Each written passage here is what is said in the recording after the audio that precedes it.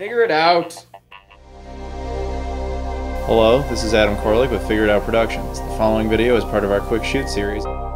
Hey guys, welcome to PlayLoad. This is all my video game pickups for March 2013, and we'll just go straight into it with what you've already seen. This is obviously an NES. What's special about this one is that this is the first video game console I ever saw in my life. I did an entire video about this. This is an NES that came from my cousin. He was a huge NES collector, and he gave me all of his NES stuff, including the system and all the games, all basically represented here by the NES Advantage that he gave me and the system. I highly recommend that you go watch that video because he gave me like 90, and I'm not exaggerating, like 90, literally 90 games for the system that will not be in this video because that would take, well, frankly, the entire length of the other video to even talk about. So, yeah, if you want to know what games there were, go check that out. However, I will give you a quick look at them right here on the shelf, all displayed, and I highly recommend you go and check out that video so that you can see the whole story behind this NES. But, yeah, this NES plus 90 games or so that I picked up, and that was really awesome of my cousin to do that. So, once again, thank you to him, even though I'm sure he will never see this video. But moving on, also NES related, I got the EverDrive N8. I got this from retrotowers.co.uk. Like I said, I did an entire video of this as well. This is a really awesome NES or Famicom flash cartridge. You know, so you play this in there, granted through a converter, which I did a video on as well. Or, well, this video I showed that. Basically, you can play every game ever made for the NES or Famicom, put them all in this one cartridge, pop it in there, and there you go. But like I said, you can see an entire video about this. This thing is fantastic, and I highly recommend you go and pick up one of these or any of the other EverDrives. Honestly, they're all really, really good products. And as I mentioned before, I got this from retrotowers.co.uk, and if you go over to their website and you buy anything, if you use my name as a coupon code, which I'll display here, if you use that, you get 5% off your order. Doesn't matter what it is, anything, 5% off your order. You're welcome. But the EverDrive N8, really happy to have it, and I'm hoping to one day actually get a Famicom to go with it, because sadly I do not have one of those yet, but one day I will. Now moving on, BioShock Infinite for the Xbox 360.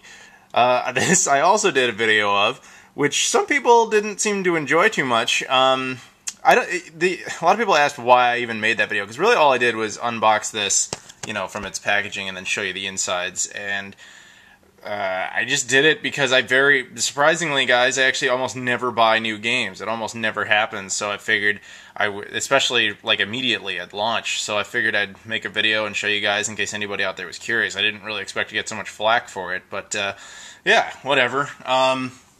Anyway, this game itself is a solid game, and I like it. I like it better than I like 2, although I'm not really sure where I stand with it on the first one. The first one might still be better, but, you know, personal opinion, I haven't gotten all the way through it. But, yeah, the gameplay mechanics are pretty solid, so I like it. We're actually going to be doing a lot of videos of this for Game Society Pimps. In fact, I think that'll be up right now. You can go check that out. We're doing 2 Christopher Walken throughs of this, which you should go and take a look at. And we're also, in the second one, has a crossover with Matt and Pat of Two Best Friends Play. So I highly recommend you go and take a look at those videos. And of course pick up BioShock Infinite because it's a pretty solid title. Now moving on to things you guys have not seen. The only other 360 game I picked up was Velvet Assassin. To be perfectly honest, I haven't really played this much at all. I only picked it up because my girlfriend basically said I should, and I went, okay dear, and I picked it up. Yeah, so that's, unfortunately, there's not really much else I could tell you. It must be a big game because it's got 2 discs, although the second disc claims to be a bonus disc with just like additional content, which I don't really understand the point of that. If you're just going to do a single release, why have DLC on a separate disc? Why not just put all that shit on the same disc, and not make it be DLC? Just make it be part of the damn game in the first place. But yeah, whatever. So I'm sorry I can't really give you much information on Velvet Assassin. James Cameron's Dark Angel for the original Xbox, based on the failed TV series of the exact same name, with Jessica Alba, who is, you know, incredibly attractive. This game is absolutely terrible. I didn't play it for very long, But the beginning, I was stuck, and I thought the mechanics of it were really horrible. But maybe if I really sat down and tried it again, maybe I'd get into it. I kind of doubt it though, because it really wasn't doing it for me. One thing that is cool about it is, I think outside of the TV show, this is the only other like canon merch for that show. Like, there's no other games or anything that I'm aware of, or a movie. Obviously, there isn't anything like that. So it's the only other continuation of that story is in the form of this game. Although I think it takes place during the series, not after. And it is actually voiced by Jessica Alba, which is pretty neat. So there you go, Dark Angel for the original Xbox. Continuing on that vein, I got the Mega Man Anniversary Collection for the original Xbox. This used to be a more valuable title until they kind of re-released all this stuff again and again and again and again. So this actual version I don't think is worth nearly as much as it once was, or I just got a good deal on it, because I got this and a few other Xbox games all kind of together at one store for not much, because original Xbox titles, they are pretty cheap. So if you are into the original Xbox, there's no better time to go out and collect for it, because right now we're in that phase where original Xbox games are just not worth anything. But yeah, so this game, I mean, if you like Mega Man, what else is there to say? You know Mega Man, so yeah, pick this up for sure if you're into Mega Man and the original Xbox. Otherwise, it's really just kind of a collector's piece. Superman Returns for the original Xbox, based on, obviously, the movie of the same name, which is a very interesting movie. I would describe it as a good movie, but a bad comic book movie, if that makes any sense. There's also a 360 version of this. I like the 360 version much better. It's basically the exact same game, except the 360 version is just more impressive visually. This was one of the last original Xbox titles, and there's nothing wrong with it. It's just, it's a decent game, but it's only good like once. It has absolutely no replay value of any kind, and it has one of the biggest and most expansive maps in open world maps in a game I think I've ever seen. So, kudos to them for that accomplishment. And I guess it would have to be, because in the game you're just flying around a lot and going to different locations in Metropolis, which, according to this, Metropolis is like Manhattan on steroids. I mean, it's like in the middle of nowhere. It's in between, it'd be like if they put Manhattan in the middle of the Grand Canyon. It's just such a weird location that they designed for this game. But anyway, it's pretty neat, and I'd pick it up, but I'd pick up the 360 version. Just understand that it has almost no replay value. Batman Dark Tomorrow. This game is absolutely horrendous. Made by Kemco. I don't remember them making anything good, but I guess I could be wrong. It's, the gameplay of this was just really bad, which is unfortunate, because Batman's a pretty neat character, and he's got some pretty good games, but this certainly ain't one of them. So the only reason to pick this up is if you're a Batman fan, or if you just want to collect Batman stuff, really. But, yeah, I would pass on this one. Hulk, based on that horrendously terrible movie. I'm sorry, but that Hulk film, the one by Ang Lee, that is a piece of shit. It was such a bad movie. But anyway, yeah, no, the game was actually much better than the movie, and the game takes place after the movie, which is kind of strange, to be honest with you. Because I believe it must have come out first. That almost always happens, as the game comes out before the movie. But yeah, the game is just, you just playing as the Hulk, and you're just running around beating up guards and all sorts of stuff, and you have to chase after a guy who's, mutated as well, and he's like you, and whatever. It's like a decent beat-em-up type of game, but it's just weird that it takes place after all the events of that movie. Zapper, One Wicked Cricket, also for the original Xbox. I remember this being a very mediocre kind of platformer. Yeah, kind of like Bug, which is, I guess, somewhat appropriate. 2D, 3D plane type of thing. I didn't really enjoy it very much, and I got it unbelievably cheap. I think I paid 50 cents for this game. So, yeah, that was really the only reason I got it.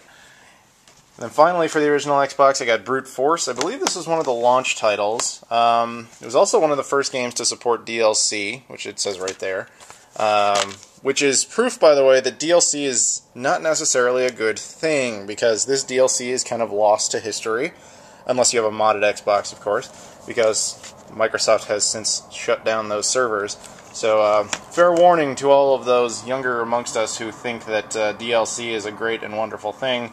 Be prepared to inevitably get screwed by companies who shut down servers and don't allow you to access that content anymore, because we've already seen that happen. But anyway, the game itself, really, I didn't play it very much, so unfortunately I don't have much to tell you. It seemed okay. I mean, when it was one of their big titles when it came out, although this game is unbelievably cheap now. I've seen this go for as low as $1, which is what I've paid for it. So, yeah, I mean, like I said before, guys, no better time to collect for the original Xbox. The games are super, super cheap right now, so do that if you're at all into the original Xbox. But if you're not, you might be into the GameCube. And I got a couple of titles for it here. First is Star Fox Adventures, which is... The game is kind of interesting to me because everyone wanted a follow-up to Star Fox 64. We all loved that game. That game was fantastic. And whatever the next Star Fox game was going to be, it was going to be something we were all going to really like, presumably. Or we were all going to buy, I should put it that way. We were all going to buy it. And Star Fox Adventures had the misfortune of being the game to follow Star Fox 64, and it really shouldn't have been. Because Star Fox Adventures is a good game, but it doesn't really seem like a Star Fox game, because Star Fox has always been, you know, you're on a plane or a space vehicle, and you're shooting at things. This is kind of like an action-adventure, almost RPG-style type of game. And there are bits, of course, in a plane. But, yeah, this game should have come out later. And what should have happened is Star Fox Assault, which did come out later, should have been the successor. This almost feels like a game that was, you know, it was already going to be a different project, and then they just shoved Star Fox into it.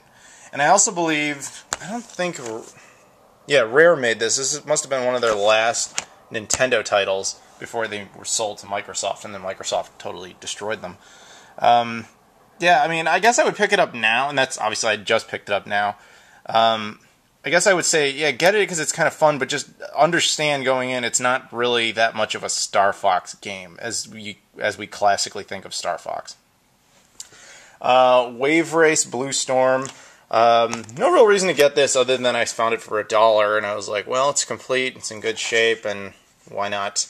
I'll just go ahead and pick it up. But, you know, it's going to be better than most sports titles, but really, I had no real motivation to get this other than that it was cheap and it was complete, so whatever. If you like Wave Race style games, you probably like that. Moving on, the only title I picked up for the PS2 was The Sopranos: Road to Respect, which is obviously based on the TV show The Sopranos, and this too was like, I think this was like $4, so that was the only reason I got it. It seems well made. You're basically playing as a fictitious character who is existing in the universe we know of The Sopranos. You know, he hangs out at Tony Soprano's club, and he's trying to gain ranks in, you know, the mob to become more popular. Road to Respect. He didn't play it a whole lot, but it was okay. I mean, for the parts I played, I would play it some more, and then I guess I could give you more information. But yeah, just didn't have time. So moving on, for the original PS1, because of all the Tomb Raider stuff out there right now, because of the new game, I decided to pick up Tomb Raider 2 and 3. I already have Tomb Raider 1 for the Saturn. Yeah, these games are, you know, I mean, they're Tomb Raider. I mean, it's classic Tomb Raider. What else is there to say? I haven't really played either of them much, to be perfectly honest with you, but I'm hoping one day to kind of do like a Tomb Raider marathon. And I saw both of these complete, and they were not much money, so I figured, what the hell, I'm going to go ahead and pick those up. Because I have Tomb Raider 1 for the Saturn, Tomb Raider, I guess, 4, if you want to call it that, Last Revelation for the Dreamcast, so I might as well get the ones that take place in between. Unfortunate that Tomb Raider 2 never came out for the Saturn. My understanding is Tomb Raider 1 was actually intended to be a Saturn exclusive, and the guy who created Tomb Raider wanted it to be purely a Saturn series, and then ironically it became one of the big PlayStation trademarks, so whatever, that's how it goes. For the Atari 2600, I got a couple games here. I got Boxing, and I got Berserk. Berserk is a surprisingly fun game.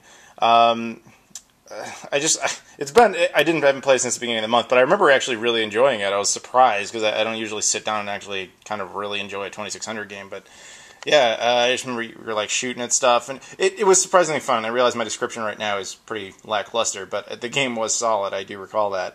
And Boxing, which is a surprisingly visually impressive game for the 2600. Not that great of a game, but it looks pretty good. It looks more impressive than most 2600 games. For the Sega Genesis, I got Pocahontas, and I got Columns 3. Both were at a thrift store, and they weren't really much of anything. I think I paid like 99 cents each. And Pocahontas is hilarious. If anybody's ever played this, you just like go around and like capture the spirits of animals and stuff, and it's really weird. And she does this like Jeopardy move.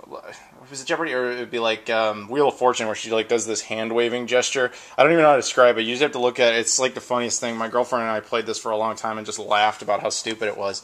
And Columns 3 is just obviously the logical success, well, the third in the Columns series. I really like Columns 1. I don't ever remember playing Columns 2. And I didn't play Columns 3 enough, but the guy on the cover is intriguing, because he just looks like a dude who worked at Sega, and they're like, hey, Bob, get in the photo. We need cover art for Columns 3. It's shipping tomorrow. Because that just seems like a really weird photo to me. But, yeah, those are my Sega Genesis pickups. And then for the Sega Saturn, I got, sorry, Sopranos just fell down. Pick that up. For the Sega Saturn, I got College Slam, which is by no means anything I'm particularly interested in. I love the NBA, but college basketball couldn't be more irrelevant to me. This basically plays exactly like NBA Jam, if you guys remember those games. It just uses college teams from that year. I only picked it up because it was incredibly cheap, and it was a boxed Saturn game. You know, whenever I see boxed Saturn games, even if they're sports titles, if I don't have them, I get them, because the cases could be of use, even though this one has got a giant crack in it. But also because, you know, Saturn games, you just don't see them very often. At least I know I don't. So if I see them really cheap, I just get them. And that's the exact same reason I got World Series Baseball 2, which I have absolutely no interest in. I really don't care about baseball, even though I'm in Chicago. And of course the debate is always Cubs, Sox, what do you like? And I go, I don't care. I'll root for either, whatever. But yeah, so again, I only got this for the exact reason I said before, is just box Saturn game, very cheap, just wanted to give it a home, kind of boost the collection. Plays like any other sports title you might expect from the mid-90s. Primal Rage for the Sega Saturn. This game was a horror. I mean, it was on every console, like even the Atari Jaguar CD, which I've got it for. It's just a fighting game, you know, a 2D fighting game with kind of like a 3D clay-like look. If you know, you guys kind of remember that was popular for a while there in the 90s after Donkey Kong Country kind of hit home with that. They just take a bunch of like dinosaurs and big gorillas and mutants and stuff and have them all fight. This game is just kind of like a combination of things that were popular. You know, Ninja Turtles made mutants popular, Mortal Kombat made fighting popular, Donkey Kong Country made the kind of clay effects popular. And so they just basically combined it all and said, we'll have a huge hit. We'll put it on every single console out there. The Saturn, the PlayStation, the friggin' 3DO, the 32X, even the Jaguar CD. I think it was on the Genesis and the SNES as well. This game was a slut. It was everywhere. I think it was on the Game Gear and Game Boy. They just put it everywhere. And I don't remember any of them ever being any good. The only version I remember being any good was I actually played this in an arcade like a long time ago when I was like at a Chuck E. Cheese when I was a kid. I remember playing it there and thinking that was good, but maybe that's just because I was a kid. I don't know. But yeah, so I thought it would be kind of cool to add yet another version of Primal Rage to my collection. But yeah, that was about it. Did this game ever even have a sequel? I honestly don't even remember if it did.